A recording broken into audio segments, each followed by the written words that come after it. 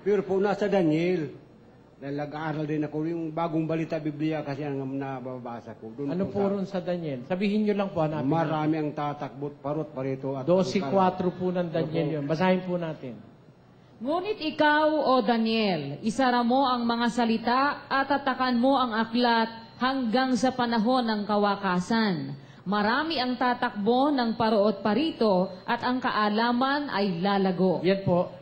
Yan po ba, kapatid? Yun na po yung mga aeroplano, barko, yun na po ba yun? Tatakbot parot, parito, yun na ba yun? Alam nyo, yung mga hula sa Biblia, may mga katuparan po yan na kuminsan dual, dalawa. May spiritual, may physical. Ngayon, kung sa physical na katuparan po, yung sinasabi dyan, yun na nga po yun, yung mga sasakyang lupa, sasakyang dagat, sasakyang himpapawid. Kaya nga marami nagkakabanggaan na nga eh. Miski sa dagat nga, nagbabanggaan na, hindi ba? Pero may kahulugan pong spiritual yon. Maraming tatakbo ng paroot parito. Kaya nga po, ikaw ang tinanong ko, sa pare namin, hindi naman wala naman paliwanag.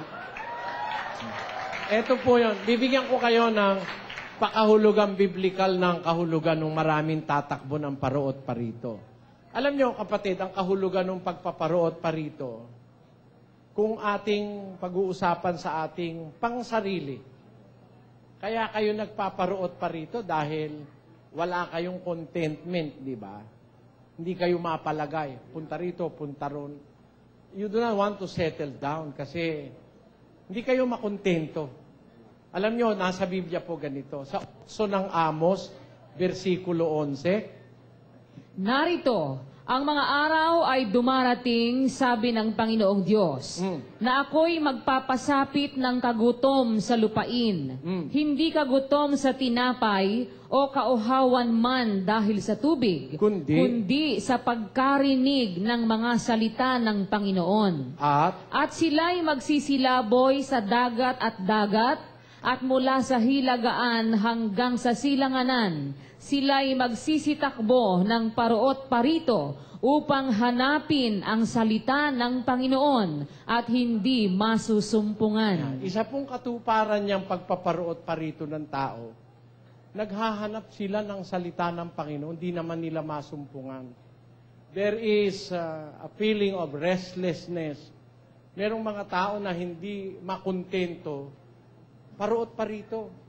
Kaya nga, miski lagay mo sa spiritual nagsisilaboy ka sila sa dagat at dagat, mula sa hilagaan hanggang sa kalunuran, tapos hinahanap nila ang salita ng Panginoon, hindi nila makita.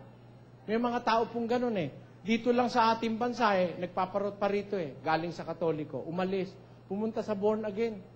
Hindi na magustuhan, balik na naman uli sa Katoliko. Nagpaparoot parito kasi hindi niya makita yung talagang gusto niyang makita. Isa pong kahulugan nun yan, kapatid. Kaya, siguro, ituloy nyo lang po ang pakikinig at panunood sa dating daan at matitigil ang inyong pagpaparoot parito. Kapatid.